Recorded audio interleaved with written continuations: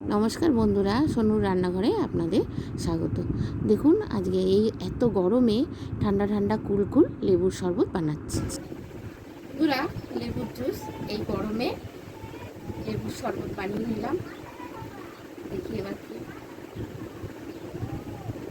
দারুণ হয়েছে বন্ধুরা।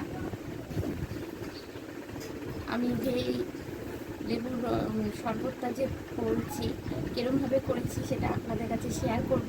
বন্ধুরা, আপনারা দেখবেন, করে খাবেন। যদি ভালো লেগে থাকে তাহলে একটু কমেন্ট বক্সে আমাকে জানাবেন যে কেমন লেগেছে আপনাদের এই লেবুর শরবত। টুকরো করে নিচ্ছি লেবুগুলো, এবার ভালো করে ছাঁকনিতে ছেঁকে নেবো। লেবুর রস বের করব যাতে দানাগুলো বা সেগুলো না পড়ে, খোসাগুলো। তার জন্য ছাঁকনিতে ছেঁকে লেবুর রস বের করব। এই যে চিপড়েছি, দেখুন এই যে বাটিতে রসটা পড়েছে। বা সব কটা লেবু আমি চিপড়ে নেবো। এবার কাঁচের গ্লাসের মধ্যে আমি এক এক করে সবগুলো দিয়ে দেবো। যেরকম এই যে বরফের টুকরোগুলো আমি গ্লাসের মধ্যে দিয়ে দিলাম। বরফের টুকরো দেওয়া হলো, এরপর লেবুর জুসটা দিয়ে দেবো। আমি 2টো গ্লাস বানাচ্ছি। এবার আমি চিনি দিলাম, গুঁড়ো করা চিনি, গুঁড়ো চিনি দিলাম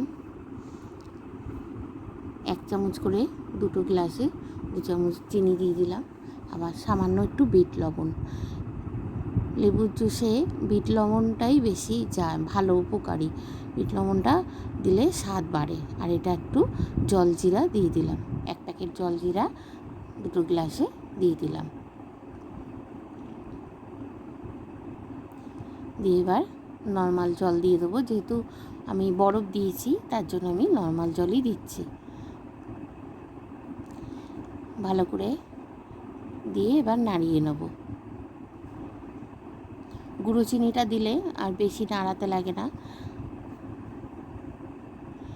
এবার আমার লেবুর শরবতটা হয়ে গেল।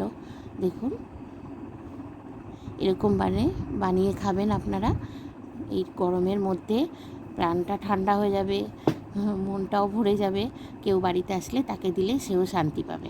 আর ভালো লাগলে আমাকে একটু সাবস্ক্রাইব, লাইক আর একটু শেয়ার করে দেবেন বন্ধুরা। দারুণ গরমে কি অবস্থা আমার।